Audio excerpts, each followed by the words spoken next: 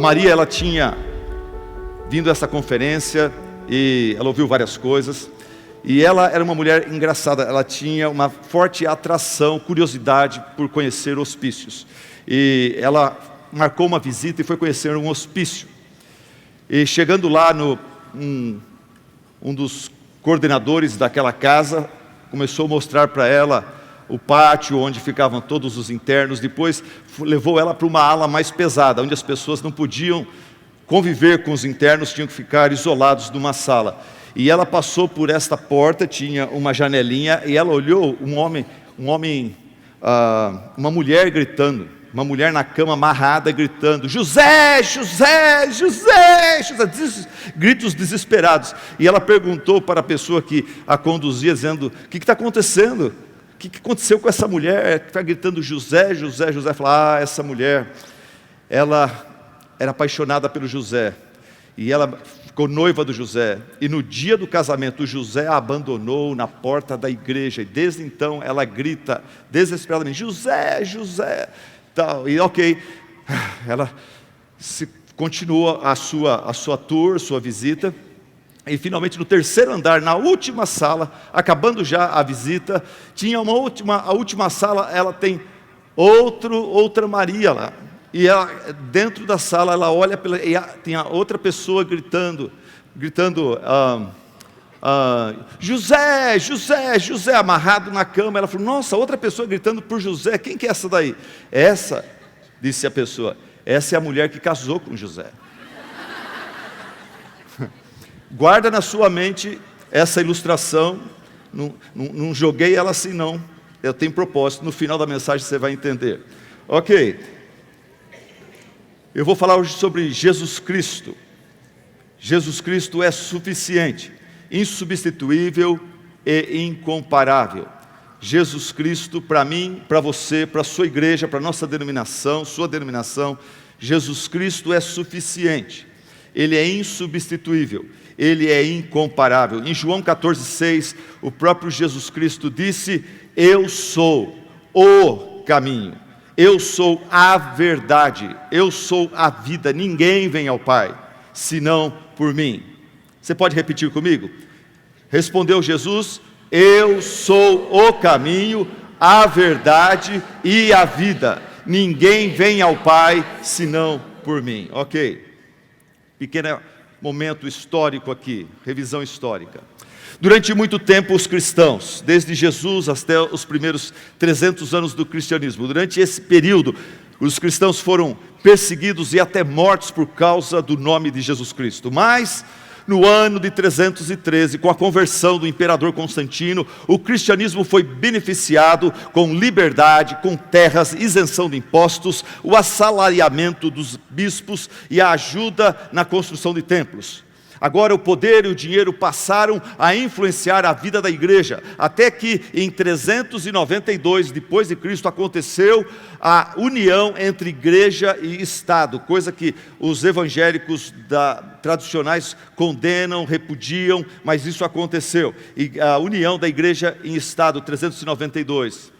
Nessa época, o clero foi se distanciando do povo, das ovelhas, preocupando-se mais com o poder político do que com o pastoreio. Dogmas e práticas estranhas foram sendo introduzidas na igreja. Em 380, foi introduzida a oração pelos mortos. Em 535, instituição das procissões. Em 538, adoração de imagens. Em 757, canonização de santos, adoração da Virgem Maria, legalização da penitência por dinheiro, invento do tal do rosário, aceitação da doutrina da heresia, da transubstanciação dos elementos da ceia, e a venda de indulgências, perdão de pecados, alcançou o seu auge durante o pontificado de Papa Leão X, 1513-1521. E é aí que Lutero, monge agustiniano, muito incomodado com várias coisas dentro da igreja, mas especificamente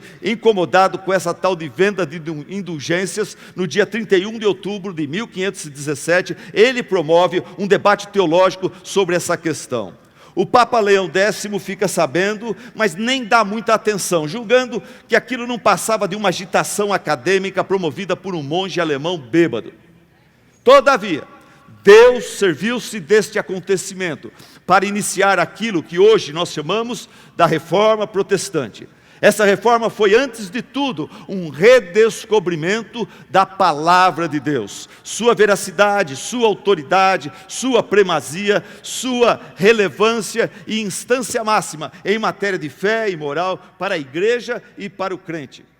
Os reformadores redescobriram que a Bíblia está muito acima da tradição dos pais da igreja, muito acima da autoridade dos concílios gerais e do magistério do Papa. Eles voltaram-se para as Escrituras e nas Escrituras eles descobriram o nosso tesouro maior, que é Jesus Cristo, sua divindade, sua autoridade, sua supremacia, sua suficiência, sua exclusividade, os seus ofícios. E quando eles descobriram na Bíblia, redescobriram na Bíblia os ofícios de Cristo, como somente Jesus Cristo pode de fato perdoar, salvar, abençoar, santificar e levar o pecador ao céu, glorificar o pecador nos céus, eles foram ficando maravilhados. Esta exclusividade e suficiência de Cristo redescoberta anulava a necessidade, ou melhor, as necessidades criadas pela igreja.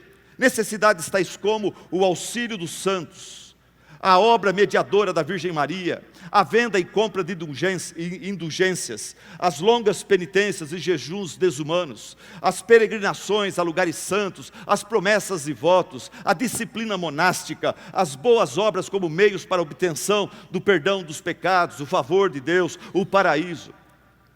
Irmãs, o redescobrimento dos ofícios de Cristo fez minar a autoridade absolutista do Papa, dos seus dignatários e de todo o magistério eclesiástico. Eles agora estavam enxergando, percebendo que Deus havia dado ao nosso Senhor Jesus Cristo um nome que está acima de todo nome, e que somente Jesus Cristo é o nosso sumo sacerdote. Ele, Jesus Cristo, é o sumo sacerdote da igreja e do reino de Deus. Que nele, que em Cristo, todos os cristãos são igualmente sacerdotes, clérigos e leigos. Todos, diante de Deus, têm os mesmos privilégios de orar e ser ouvido, de poder estudar a palavra, de poder pregar a palavra. Eles, os reformadores, agora viram que em Cristo, a sua autoridade é suficiente, é insubstituível. Jesus Cristo, eles descobriram, Jesus Cristo é inestimável, é imprescindível, é indispensável, é insuperável, é insubstituível e é incomparável. Isso que eles descobriram. E hoje eu quero falar com vocês, mais rápido que eu puder, que Jesus Cristo, Ele é incomparável. Jesus Cristo é incomparável. Em primeiro lugar, nós vamos ver que Jesus Cristo é incomparável na sua pregação.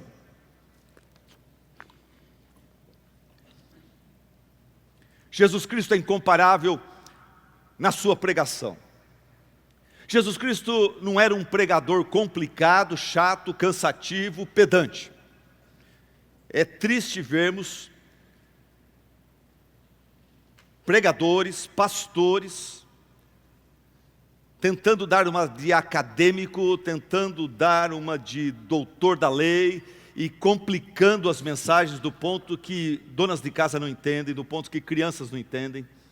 Muito legal estudar o ministério de Martinho Lutero e ver que ele, um homem tão bem capacitado, ele procurava falar uma linguagem que os adolescentes entendiam, que as donas de casa entendiam, que os lavradores entendiam.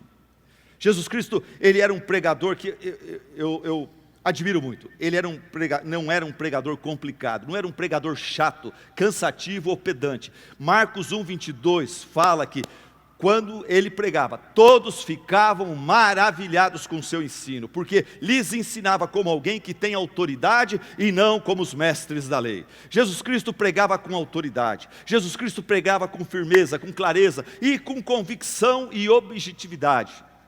Por exemplo, em João 14:6, nós falamos juntos aquele versículo, palavras do próprio Cristo: eu sou o caminho, a verdade e a vida, ninguém vem ao Pai, senão por mim. Essa é uma declaração muito honesta, muito firme, muito clara, muito objetiva, carregada de autoridade, firmeza e exclusividade. Quando Jesus fala, eu sou o caminho, muitos acham que Jesus está sendo dogmático demais, especialmente nos nossos dias, quando a tolerância, o pluralismo está no auge. Jesus ser anunciado, Jesus declarar, eu sou o caminho, a verdade, a vida. Ninguém vai ao Pai se não for por mim. Para muitos essa declaração é dogmática demais, é categórica demais, é exclusivista demais. Mas o que nós temos que lembrar a nós mesmos e depois às pessoas que se ofendem com o dogmatismo de Jesus, nós temos que lembrar que a verdade, ela é dogmática. Nós temos que lembrar que em todas as áreas do saber, a verdade é exclusivista, ela é dogmática, ela é firme, ela é clara, ela é objetiva, ela é carregada de autoridade. Por exemplo, a ciência já tem provado que as mulheres são muito mais fortes do que os homens, amém? A ciência prova isso. Eu não estou zoando, não estou aqui querendo brincar. Vocês sabem que as mulheres têm uma dose muito maior de estrogênio, produzido naturalmente nelas. E esse tal de estrogênio, ele bloqueia a produção de uma enzima chamada caspase 12, que abre as portas, essa enzima é o que abre as portas dos homens para as infecções. Mas vocês têm o estrogênio bloqueia essas infecções, por isso uma menina nascida antes do tempo tem muito mais chance de prevalecer do que um menino nascido antes do tempo. As mulheres, além disso, elas reclamam muito pouco quando estão gripadas. Eu vejo a diferença quando eu estou gripado, quando a Vângela está gripada. A Vângela está gripada, nariz escorrendo e tudo mais, mas ela está na cozinha, ela está preparando isso, lavando louça e tal, e indo ao banco. Eu estou gripado, eu estou na cama, esperando o chazinho, a maçãzinha, né? As mulheres, a Vângela optou, por exemplo, 4 filhas, ela optou por ter parto natural.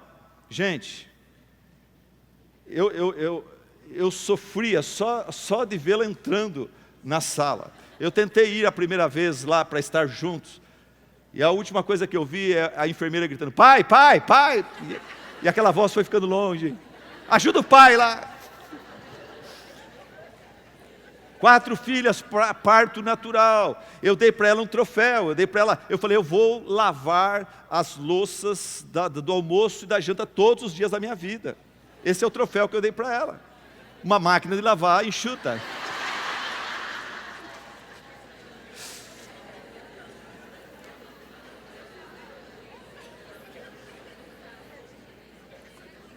A física. Vamos voltar ao sério aqui, tá? Todas as áreas do saber, em todas as áreas do saber, a verdade é categórica, dogmática. A gente não pode se ofender com dogmatismo. Quando se fala de verdade, a verdade é dogmática. A física fala que a luz viaja a 299.792 quilômetros e 458 metros por segundo. Qualquer afirmativa além ou aquém é falsa. A química fala que a água é composta por 2 elementos químicos, hidrogênio e oxigênio. Qualquer afirmativa que discorde disso é mentirosa, é falsa. Quando Jesus declara, eu sou o caminho, a verdade e a vida, essa é uma declaração carregada de autoridade, de verdade. É interessante quando ele fala, eu, esse pronome é enfático, ele está dizendo, eu e nenhum outro, eu e mais ninguém.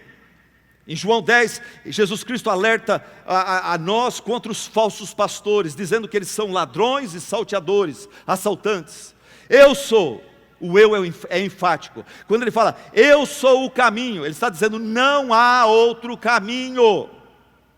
Quando ele fala, eu sou a verdade, ele está dizendo, o resto é mentira. Quando ele fala, eu sou a vida, ele está dizendo, fora de mim só há morte. Quando ele fala, ninguém vem ao Pai senão por mim, ele está dizendo, qualquer outro caminho é um beco sem saída. Depois que o homem foi expulso do jardim do Éden, Deus colocou querubins protegendo o caminho de volta à árvore da vida. Mas desde então, a humanidade vive correndo atrás de uma porta de volta ao paraíso, de volta à perfeição, de volta à paz, à alegria que eles perderam.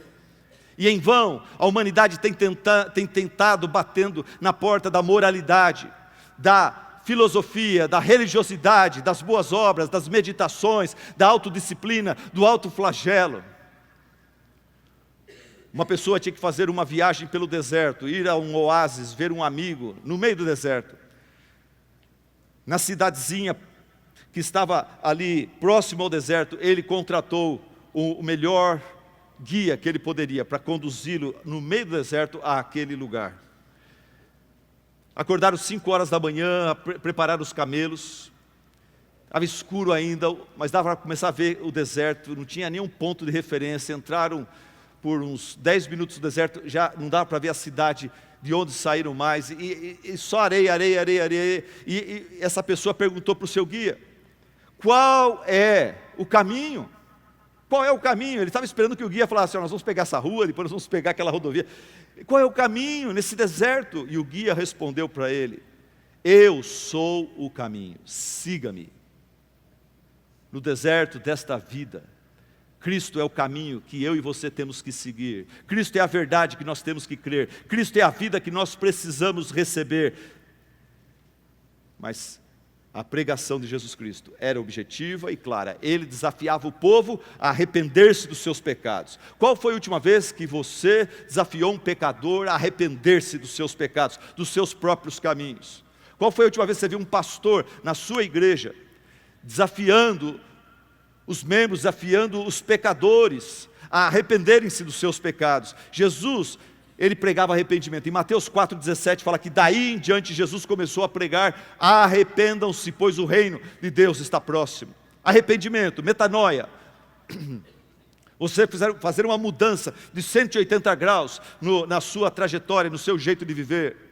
Parar de viver para si mesmo, para viver para a glória de Deus. Esse é o problema da maior parte dos crentes que estão na igreja com problemas e com crises e com depressões e com isso, com aquilo, querendo tirar braço de ferro com Deus, querendo que Deus os apoie, querendo que Deus aprove a sua agenda, os seus desejos, as suas vontades. Quando o cristianismo nos chama, Jesus nos chama a nos render a Deus e falar: Senhor, faça da minha vida o que o Senhor deseja. Jesus Cristo, ele pregava de forma objetiva, de forma clara, desafiando o povo ao arrependimento, convidando o povo a encontrar nele descanso espiritual, descanso não na lei, mas na graça, convidando o povo a crer no seu evangelho, na sua autoridade, no seu poder. Em João 7,37 ele fala: se alguém quer vir após mim, se alguém tem sede, se alguém tem sede, essa palavra sede, eu entendo que Jesus está falando, se alguém tem um vazio espiritual. Sede espiritual é aquele vazio que nada satisfaz. Se alguém tem sede, venha a mim e beba, disse o Senhor Jesus Cristo. Quem crer em mim, como diz as Escrituras, do seu interior fluirão rios de água viva. Jesus Cristo desafiava as pessoas a crer, a se arrepender, a crer, a segui-lo, a permanecer nele. João entendeu muito bem isso, depois de 3 anos com Jesus. E em João 3,16, o próprio João fala: quem crê no Filho tem a vida eterna. Já quem rejeita o Filho não verá a vida, mas a ira de Deus permanece sobre ele. Jesus Cristo é incomparável em sua pregação. Amém? Jesus Cristo, em segundo lugar, Jesus Cristo é incomparável em sua integridade moral. Jesus Cristo é incomparável em sua integridade moral, em sua pureza. Maomé, pelo Alcorão, na Sura 4, versículo 3, reza que o bom muçulmano só tinha permissão para possuir 4 esposas. Mas o próprio Maomé teve 11 esposas mais várias concubinas. Confúcio defendia a moralidade, a lealdade familiar, respeito pelos idosos, defendia que a família como base para o governo ideal. Mas o Confúcio ficou tão confuso que divorciou sua própria esposa. Sócrates, essa pessoa tão venerada pelos filósofos, ele era atraído por rapazes, ele era um pedófilo, ele era um defensor de práticas homossexuais, um impuro, um imoral. Buda fundou uma religião que ensina que o egoísmo é nosso pior problema. E ele desenvolveu um sistema, ele pregou sobre 8 passos para a libertação do egoísmo. Mas ele mesmo divorciou sua esposa e abandonou seu filho. Quer algo mais egoísta que isso? Jesus é singular em sua conduta e códigos de valores. Nem Herodes, nem Pilatos conseguiram encontrar nele pecado algum. Até o ladrão crucificado ao seu lado declarou: nós estamos sendo punidos com justiça, porque estamos recebendo o que os nossos pecados merecem. Mas este homem não cometeu mal algum. Até o centurião, responsável pela equipe que crucificava Jesus ali, de soldados, até ele, que liderou a crucificação do próprio Cristo, a Bíblia fala que ele louvou a Deus dizendo no fim da crucificação: certamente este homem era justo, ele era o Filho do Deus vivo. Jesus Cristo, ele é incomparável em sua integridade moral. Amém? Jesus Cristo, em terceiro lugar, é incomparável em seu nascimento e origem. Jesus Cristo é incomparável em seu nascimento e origem. Moisés, Maomé, Sócrates, Confúcio, Buda, todos eles nasceram de mulher. Todos eles foram criados por Deus e foram concebidos de forma natural através da união de um homem e de uma mulher. Mas Jesus Cristo e somente Jesus Cristo foi concebido de forma sobrenatural. Mateus 1,18 fala: Maria, sua mãe, estava prometida em casamento a José. Era noiva de José. Mas antes de se unissem, ela achou-se grávida pelo Espírito Santo. Jesus foi concebido de forma sobrenatural. Jesus é eterno. Em João 1, capítulo 1, versículo 1 a 3, fala: no princípio era aquele que é a palavra. Ele estava com Deus, ele era Deus. Ele estava com Deus no princípio. Todas as coisas foram feitas por intermédio dele. Sem ele, nada do que existe teria sido feito. E a palavra se fez carne e habitou entre nós. Paulo disse aos Colossenses que Jesus, ele é antes de todas as coisas, nele tudo subsiste. Aos fariseus que tinham Abraão como alguém muito especial, o pai da fé, o pai dos salvos, Jesus Cristo disse para aqueles fariseus: eu lhes afirmo, antes de Abraão nascer, eu sou. Em Apocalipse 21:6, o próprio Jesus Cristo glorificado declara: está feito, eu sou o alfa, eu sou o ômega, o princípio e o fim. A quem tiver sede darei de beber gratuitamente da fonte da água da vida. Jesus Cristo é incomparável em seu nascimento e origem. Amém? Em quarto lugar, Jesus Cristo é incomparável em sua natureza. Jesus Cristo é incomparável em sua natureza. Jesus Cristo é 100% divino, 100% humano. Em João 1,14 fala: aquele que é a palavra, o verbo, que fez todas as coisas, tornou-se carne e viveu entre nós. Vimos a sua glória, a glória como do unigênito, vindo do Pai, cheio de graça e verdade. Jesus Cristo, ele é homem verdadeiro, ele é Deus verdadeiro. Conforme o concílio de Calcedônia, suas duas naturezas apresentam-se, revelam-se, nem separadas, nem misturadas. Por isso eu posso dizer para vocês: Jesus foi tentado como homem, mas ele venceu como Deus. Jesus foi batizado como homem, mas ele perdoou pecados como Deus. Jesus teve fome como os homens têm fome, mas ele alimentou a milhares e milhares de pessoas. Jesus experimentou o cansaço e a exaustão, mas ele foi e continua sendo o descanso daqueles que estão cansados e oprimidos. Jesus teve sono pesado, mas ele caminhou levemente sobre as águas do mar. Ele chorou, mas ele confortou e é poderoso para confortar os que choram até o dia de hoje. Jesus Cristo perguntou aonde colocar o corpo de Lázaro. Por quê? Porque ele era homem, mas ele ressuscitou a Lázaro porque ele era Deus. Jesus Cristo foi vendido por 30 moedas de prata, mas para resgatar os filhos de Deus, ele pagou preço altíssimo. Deu a sua própria vida, verteu seu sangue inocente, puro, precioso, perfeito e poderoso. Como ovelha ele foi levado ao matadouro, mas na verdade ele é o supremo pastor que um dia se manifestará e nos concederá uma coroa de glória. Jesus foi transpassado e moído, mas ele é o médico dos médicos que cura todas as enfermidades. Ele foi levantado e pregado numa cruz, mas não permaneceu ali por causa dos pregos ou dos soldados romanos, mas por causa da alegria que o Pai lhe propôs, diz Hebreus 12:2. Jesus morre, mas dá vida, e por sua morte ele destrói a morte. Ele morre como um malfeitor, mas ressuscita como Deus forte, Pai da eternidade, Príncipe da paz, Rei da justiça, Rei da glória e o Rei dos reis. Jesus Cristo é incomparável em sua natureza. Amém?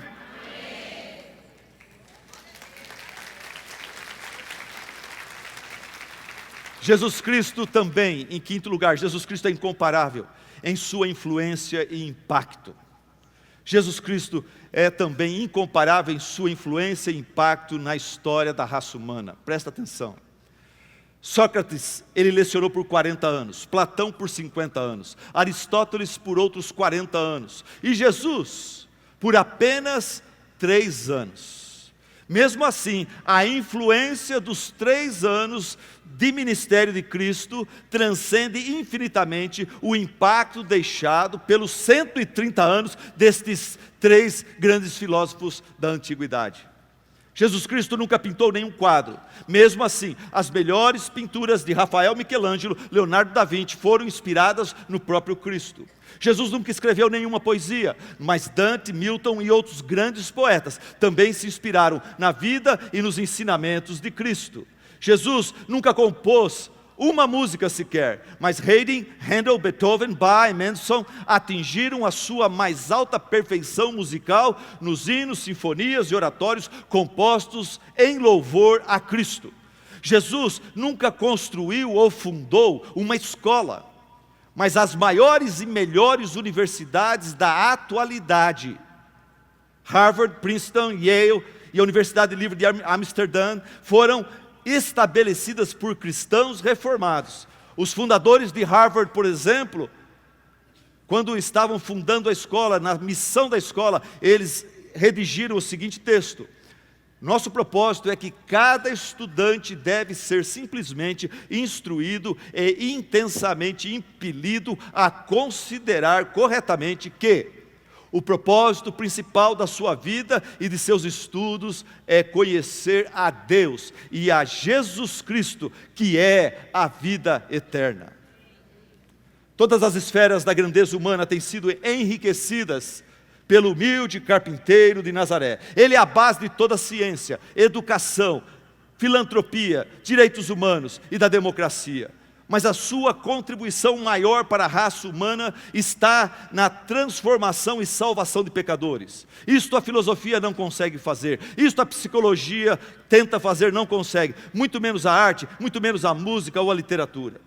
Somente Jesus Cristo consegue quebrar as cadeias que prendem o homem ao pecado e a Satanás. Somente Ele consegue conceder paz ao coração humano, fortalecer o enfraquecido e dar vida aos que estão mortos espiritualmente. O próprio Napoleão Bonaparte, no final da sua vida, ele confessou ao seu fiel colaborador, o general Bertrand. A história diz que, numa conversa com esse general, Bonaparte falou: escute, Jesus Cristo não é um mero homem. Alexandre, César, Carlos Magno e eu fundamos impérios. Mas em que se fundamentam esses nossos impérios? Na força, na força. Somente Jesus Cristo fundou um império com base no amor. E neste exato momento, milhões e milhões de pessoas estão dispostas a morrer por Cristo e pelos seus ideais. Napoleão continuou dizendo assim: nós realizamos nossas conquistas por amor ao poder. Jesus Cristo, Ele edificou o seu reino pelo poder do amor. Creio que entendo, disse Napoleão, creio que entendo um pouco da natureza humana. E eu lhe digo, Bertrand, todos eles eram homens, assim como eu sou homem, mas Jesus Cristo era muito mais do que um mero homem. Jesus Cristo é incomparável em sua influência e seu impacto. Amém, irmãs? Jesus Cristo é incomparável, em sexto lugar, Jesus Cristo é incomparável em sua santidade. Jesus Cristo é incomparável em sua santidade. Confúcio disse o seguinte: eu nunca disse ser um homem santo, mas Jesus Cristo, com muita autoridade, falou: qual de vocês pode me acusar de algum pecado? Pilatos, você pode me acusar de algum pecado? Herodes, você vê algum erro em mim? Alguma transgressão? Saulo de Tarso, você que me odeia, você que odeia os meus seguidores, você pode me acusar de algum pecado? Centurião romano, você que está me crucificando e coordenando a minha crucificação, você tem algo contra mim? Não, não, Senhor. Tu és verdadeiramente o Filho do Deus vivo. Buda disse, sou alguém em busca da verdade. Mas Jesus Cristo falou, eu sou a verdade. O profeta Isaías gritou, ai de mim, estou perdido, pois eu sou um homem de lábios impuros e vivo no meio de um povo de impuros lábios. E no seu livro profético, Isaías, mais de 30 vezes, chama o Senhor Jesus de o Santo de Israel, o Santo de Israel. Maomé disse, se Deus não tiver misericórdia de mim, não tenho esperança. Mas Paulo disse que Jesus Cristo é a nossa esperança. E o próprio Jesus Cristo falou, eu sou a porta, quem entra por mim será salvo, entrará e sairá e encontrará pastagem. A ovelha que tem um pastor como Jesus, um pastor bom, santo e tem pastagem, é uma ovelha abençoada, é uma ovelha saudável, feliz e segura. Quem tem o Filho tem a vida. Jesus é incomparável, minhas irmãs, Jesus é incomparável em sua santidade, amém? Jesus é incomparável, em sétimo lugar, Ele é incomparável em sua autoridade e poder. Jesus é incomparável em sua autoridade e poder. Jesus Cristo é o único que tem autoridade para expulsar demônios. Há umas 4, 5 semanas atrás, meu telefone tocou altas horas da noite. Era uma mãe da nossa igreja apavorada, seu filho voltou da rua. E ele começou a cair no chão, ele começou a agir de forma esquizofrênica, de forma esquisita, mas ele começou a blasfemar, ele começou a falar com uma voz estranha. Ela estava apavorada, ela chorava muito, por favor, pastor, vem aqui, vem aqui. Irmãos, a caminho daquela casa, 1h da manhã, eu não orava, Senhor Deus, me dá, em nome de Silas Malafaia, em nome de Edir Macedo, em nome de John Piper, em nome de Spurgeon, me dá a força para ajudar essa pessoa, esse jovem. Esse jovem é grande, ele é forte, ele é alto. Eu fui para lá em temor e tremor. E ali eu não gritava pelo nome de nenhum puritano do passado, nenhum pastor que eu admiro do presente, mas eu gritava pelo nome de Jesus Cristo. Só o nome dele tem poder para expulsar demônios. Em Marcos 5 fala de um gadareno, possuído por uma legião de demônios. O texto fala que esse homem endemoniado, ele vivia no cemitério, lugar muito apropriado para quem está endemoniado. E o texto fala que noite e dia, esse homem gritando, ele cortava-se com pedras. Ninguém era suficientemente forte para dominá-lo, mas Jesus Cristo não precisou agarrá-lo, Jesus Cristo não precisou rolar com ele no chão, Jesus Cristo não precisou usar força, porque Jesus Cristo tem autoridade. Os demônios, temendo, obedeceram a sua palavra, sai desse homem. E os demônios, 2.000 demônios saíram daquele homem. Nós sabemos que pelo menos 2.000 tinha ali, porque 2.000 porcos acabaram sendo possuídos por esses demônios. Jesus Cristo é o único que tem autoridade para expulsar demônios. Se você tem algum demônio na sua vida, demônio de cobiça, demônio de pecado, demônio de vaidade, de orgulho, Jesus Cristo tem poder para te dar vitória sobre esse vício, sobre essa fraqueza, sobre esse desvio, sobre isso que talvez a psicologia inventou um nome bonito para te classificar. Aquilo que a psicologia classifica como doença, a Bíblia chama muitas vezes de pecado. E há esperança, quando você sabe que o seu problema é pecado, há esperança porque Jesus é poderoso para vencer o pecado. Você não é, a psicologia ela acaba meio que acalmando a pessoa, dando uma paz passageira, mas é enganosa e perigosa, porque se isso é uma doença, eu não sou responsável, eu não tenho nada que eu possa fazer, a minha família tem que me aceitar, tem que me entender. Mas o Evangelho, ela chega confrontando você, ó, o que você tem é pecado, é fruto do pecado original, isso aí, há esperança para você, há esperança para você, Cristo pode libertar. Eu ia saindo do hospital essa semana aqui, antes de virmos para cá. O irmão da nossa igreja faleceu, nós fomos ao hospital. Na saída, o filho desse falecido estava comigo. Na saída do hospital Campinas, hospital Mário Gats, tem 2 pessoas, um pastor e um ajudante, distribuindo folhetos. E daí eu sou apresentado a esse pastor e esse ajudante. Daí eu fico sabendo que aquele ajudante era o colega de faculdade desse meu irmão, cujo pai faleceu.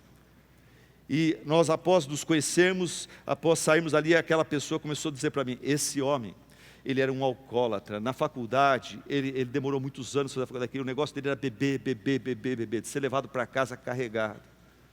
Pastor, o que você acabou de ver agora é um milagre. Esse homem hoje é um delegado, ele é firme na igreja dele, você vê o compromisso dele, dia de folga dele, podia estar em casa, ele está com o pastor dele aqui distribuindo folhetos. Como o evangelho de Cristo é maravilhoso, como Cristo é maravilhoso. Ele tem poder para transformar. Para de colocar, você é alcoólatra, vai ser alcoólatra o resto da vida. Não, a igreja de Corinto estava cheia de ex-alcoólatras, ex-homossexuais, ex-lésbicas, ex-ladrões, ex-mentirosos, ex-megalomaníacos, ex-tudo. Nossas igrejas estão cheias de ex. Se nós dermos uma placa para cada uma de vocês aqui, cada um de vocês pode escrever o que vocês eram e o que Cristo tem feito por vocês. O que Cristo tem transformado vocês. Jesus Cristo é o único que tem autoridade para perdoar pecados. Cafarnaum, a casa estava cheia, mestres da lei, pelo telhado, estavam ali juntos, examinando Jesus, investigando Jesus. Daqui a pouco, no meio da pregação pelo telhado, 4 homens descem um paralítico, e Jesus olha para aquele paralítico e fala: teus pecados estão perdoados. Os mestres da lei falam: esse cara está blasfemando, esse Jesus é blasfemo. Pronto, ele acabou de mostrar que ele é falso. Quem é que pode perdoar pecados senão um só, que é Deus? E Jesus Cristo, sabendo o cochicho deles, na sua onisciência, Jesus leu a conversa deles, e Jesus Cristo olhou para eles e falou: o que vocês estão arrazoando? O que vocês estão cochichando aí? O que é mais fácil? Eu dizer ao paralítico: os teus pecados estão perdoados? Ou dizer para ele: levanta, toma a tua cama e anda? E Jesus falou: para que vocês saibam que eu sou o Filho de Deus, e eu tenho poder para perdoar pecados. Eu digo para esse jovem agora: toma a tua cama e anda. E a Bíblia fala que aquele rapaz levantou-se, pegou a sua maca, e ele foi para casa à vista de todos. E fala: todos ficaram naquele quarto, ficaram atônitos, assombrados, inclusive os mestres da lei. E os mestres da lei começaram a glorificar a Deus, dizendo: nunca vimos nada igual. Jesus Cristo é o único que tem autoridade sobre os demônios, sobre os pecados. Jesus Cristo é o único que tem autoridade sobre a morte. Jesus Cristo é a única pessoa que tem poder para transformar funerais em festas. A viúva de Naim perdeu seu único filho. Ela juntou tudo que ela tinha, comprou um caixão, preparava para sepultar o seu filho fora da cidade. Quando ela sai com a sua turma, com os seus vizinhos, seus parentes, seus amigos, ela está saindo de Cafarnaum para sepultar o seu filho fora da cidade. Naquele mesmo instante está chegando de Cafarnaum, a Cafarnaum, está chegando ali, a cidade de Naim, né? E Jesus está vindo de Cafarnaum, e ele está chegando com uma turma de lá. Ele viajou 38 quilômetros, e está chegando com uma turma, discípulos, multidão, alegre, acompanhando. E essas duas multidões se encontram. Olha que coisa incrível. Você tem agora, na palavra de Deus, esse encontro relatado. Eu chamo de o cortejo da morte, a viúva, seus vizinhos e amigos chorando, levando o corpo do seu único filho para ser enterrado fora da cidade. Cortejo da morte encontra-se, choca-se com a comitiva da vida, a comitiva de Jesus. E a palavra fala que, vendo Jesus aquela viúva, ele moveu-se de íntima compaixão dela. Esse é o nosso Jesus. Ele olha para o nosso sofrimento e ele se move de íntima compaixão por nós. E ele disse para aquela viúva: não chores. E chegando-se tocou o esquife, e os que levavam pararam. E disse Jesus para o jovem: jovem, eu te digo, levanta-te.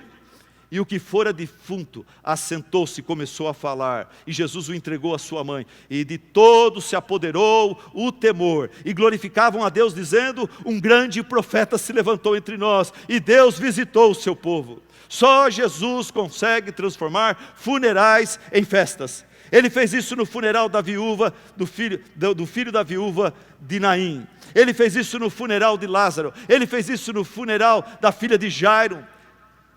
Ele é a ressurreição e a vida. Todo aquele que nele crer, ainda que morra, viverá. A irmã Elizabeth, filha de imigrantes armênios, uma senhora da minha igreja. Na última Páscoa, eu preguei o sermão sobre a ressurreição. Na porta, eu gosto de cumprimentar os irmãos, é uma chance que eu tenho de abraçar, memorizar os nomes dos irmãos. E passou a irmã Elizabeth. Ela, filha de imigrantes armênios, ela falou: pastor, obrigado pela mensagem. Deixa eu falar para você uma coisa. Após a Primeira Grande Guerra Mundial, mais de 800 mil armênios, cristãos, foram perseguidos e mortos por causa da sua fé em Cristo Jesus. Ela falou: pastor, não mataram só adultos, só maridos, só homens, eles mataram mulheres, mataram crianças. E ela falou: uma coisa que meu pai me disse era que as crianças eram ensinadas a morrer dizendo. Por quê? Porque o único meio de escape era negar o cristianismo e abraçar o islamismo. O único meio de escape para você não ser morto naqueles dias, disse ela, era você escolhe Jesus ou Maomé. E os pais ensinavam as crianças a morrer, respondendo assim: eu não posso negar aquele que vive para crer naquele que está morto. E assim elas morriam. Jesus Cristo é incomparável em sua pregação, em sua integridade moral, em seu nascimento e origem, em sua natureza, em sua influência e impacto, em sua santidade, em sua autoridade e poder. E a pergunta que eu faço para encerrar essa conferência é: como está o seu relacionamento com Cristo? Como está o seu relacionamento com Cristo? Eu não estou perguntando para você quanto é que você conhece acerca de Cristo. Eu sou santista, eu gosto muito do Santos Futebol Clube, gosto muito do Neymar, que nasceu lá, e eu sei um monte de coisas acerca do Neymar, mas eu não tenho relacionamento com o Neymar. Se você perguntar para mim como está seu relacionamento com o Neymar, eu falo, eu sei um monte de coisas sobre ele, mas eu não tenho relacionamento com ele. Eu nunca falo com ele, eu nunca troco e-mails com ele, eu nunca me encontrei com ele. E eu pergunto para você, como está seu relacionamento com Cristo? Eu sei que você sabe um monte de coisas acerca de Cristo, mas você conversa com Ele, você percebe a sua presença, Ele se manifesta às vezes a você de uma forma maravilhosa, espiritual, que você começa a chorar, você tem que parar de lavar o prato, você tem que parar de se pentear, e ali orando, falando, você sente a presença dEle, e você tem aquela experiência, fala, Senhor, não permita que esse momento passe, que gostoso, eu sinto que o Senhor está comigo aqui agora, eu sei que o Senhor está sempre comigo, mas há momentos que o Senhor se revela de uma forma especial. Você tem tido isso com Cristo? Você já teve isso com Cristo? A outra pergunta que eu faço para você, eu quero alegar para você o seguinte: a igreja romana, ela sabia um monte de coisas acerca de Jesus Cristo, mas ela tinha perdido o seu relacionamento com Jesus Cristo. Ela trocou Jesus Cristo por várias outras coisas, consequência, escuridão, ignorância, pecados, vergonha. Mulheres, só Jesus é capaz de suprir os seus anseios mais profundos. Saia daqui com esta palavra no seu coração. Só Jesus é capaz de suprir os seus anseios mais profundos. Assim como os homens, vocês mulheres vivem tentando preencher seus anseios mais profundos através de um namorado, através de um noivo, através de um marido, através de filhos, através de família, através da carreira, uma carreira profissional, através de viagens, através de diversões, de amigos, através do ministério. Vocês que são mais espirituais, tenta preencher esse vazio através de ministério, serviço, boas obras. Vocês estão fazendo igual Lia tentou fazer no Velho Testamento, lá em Gênesis 29, nós vemos que por causa de um pai atrapalhado, Lia foi colocada num casamento difícil. Por muito tempo, ela achou que a solução para a sua crise, para o seu vazio, para todas as suas frustrações, estaria na conquista do amor do seu marido. E o texto fala que quando o Senhor viu que Lia era desprezada, concedeu-lhe filhos. A Raquel, porém, era estéril. Daí fala, Lia engravidou e deu à luz a um filho, e lhe deu o nome Rúben, pois dizia, o Senhor viu a minha infelicidade, agora certamente o meu marido me amará, e eu serei feliz com o amor do meu marido. Mas isso não aconteceu, e a Bíblia fala que Lia engravidou de novo, e quando deu à luz a outro filho, ela fala, porque o Senhor ouviu que sou desprezada, deu-me também este, agora meu marido vai me amar. E o problema dela não foi resolvido. Deus deu para ela um outro filho. Fala de novo, ela engravidou. E quando deu à luz a mais um filho, ela disse, agora, finalmente, meu marido se apegará a mim, porque já lhe dei 3 filhos. E aquilo não aconteceu. Mas eu gosto do versículo 35 que fala assim, engravidou ainda outra vez. E quando deu à luz mais outro filho, disse, desta vez eu decido que eu vou louvar o Senhor, eu vou viver para a sua glória. E assim deu-lhe o nome de Judá, que significa louvor do Senhor. Então ela parou de ter filhos. O texto dá a entender que quando Lia finalmente descobriu que a sua ansiedade, o seu vazio existencial só pode ser preenchido por Deus, não por filhos, nem por um amor de marido, de homem. Quando ela fez isso, o Senhor lhe deu o maior privilégio, o privilégio de dar à luz àquele que daria continuidade à linhagem messiânica, que passaria pelo rei Davi e Salomão, até chegar ao Rei dos Reis, Jesus Cristo. Irmã, quem sabe nessa última hora desta conferência, não seria uma oportunidade de você renovar, ou pela primeira vez, tomar a mais sábia resolução da sua vida, e dizer solenemente diante de Deus: a partir de agora, eu quero viver para o louvor e para a glória do meu Deus. Como Enoque, eu quero sair desta conferência, não para andar atrás disso, atrás daquilo, mas para andar com o meu Deus. Eu vou pregar hoje à noite na minha igreja sobre Enoque. E eu vou pregar o seguinte, eu vou dar um resumo para vocês. Para Enoque andar com Deus, Enoque, ele precisou, em primeiro lugar, aprender a gostar de Deus, mais do que de homens, mais do que da cultura, mais do que das coisas que o dinheiro pode comprar. Para andar com Deus, Enoque, ele precisou concordar com Deus. Duas pessoas não andam juntas se não concordarem. Enoque teve que submeter a sua agenda, os seus planos, os seus caminhos a Deus. E para andar com Deus você precisa odiar e rejeitar o que Deus odeia e rejeita. Para sair dessa conferência e andar com Deus, toda hora vai ter uma bifurcação. Isso ou aquilo. E você tem que pensar o que Deus ama, o que Deus odeia, o que Deus ama mais. E você sempre vai escolher o que Deus ama mais.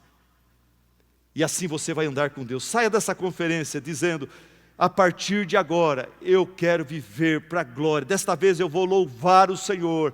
Me falta ainda talvez 50 anos de vida, me falta ainda 30 anos de vida, talvez me falta só 10 anos de vida, mas a partir de agora, até o final da minha vida, até o dia que eu ver Jesus face a face, eu quero viver para a glória e louvor do Senhor. A partir de agora eu quero andar com Deus, como Enoque andou com Deus. Oh Deus, me ajuda a te amar, a gostar do Senhor, a mais do que riquezas, mais do que prazeres. Abaixe sua cabeça, feche seus olhos, vamos orar assim. Querido e amado Deus, obrigado por tudo que ouvimos, por tudo que recebemos nessa conferência. A nossa mente está muito bem informada na Tua Palavra. Querido Deus, acima de tudo, nós queremos agora, Pai, da Sua parte, aquilo que só o Teu Santo Espírito pode fazer. Por favor, Senhor, sopre com poder entre nós, Pai. Através do Seu Santo Espírito, Senhor, inclina nosso coração a Tua pessoa, a Tua vontade, ao Teu Cristo, a Tua Palavra, a Tua igreja, Senhor, ao Teu reino. Ó Deus, nos desapega, Senhor, nos desarraiga, Senhor, das preocupações e dos objetivos terrenos e passageiros, Pai.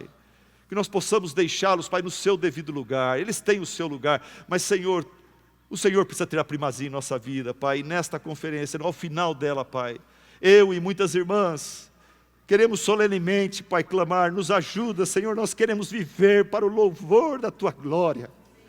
Como Enoque, Senhor, nós queremos andar com o Senhor, mesmo que isso custe, Senhor, alguns relacionamentos, algumas amizades. Senhor, ajuda-nos, Pai. Abre nossos olhos para que nós possamos aprender a Te amar, a Te apreciar, a Te admirar. Senhor, ajuda-nos a concordar com o Senhor, com os Teus preceitos, com os Teus princípios, com a Tua vontade. Nos dá, Senhor, ódio e força para rejeitar tudo que o Senhor rejeita, e amor, Pai, e sabedoria para aceitar e receber tudo que o Senhor ama e recebe. E assim, Senhor, que nós possamos exalar o bom perfume de Cristo em casa, na escola, no trabalho, na igreja, aonde o Senhor nos levar. Em nome de Jesus nós assim pedimos e Te agradecemos. Amém. Amém.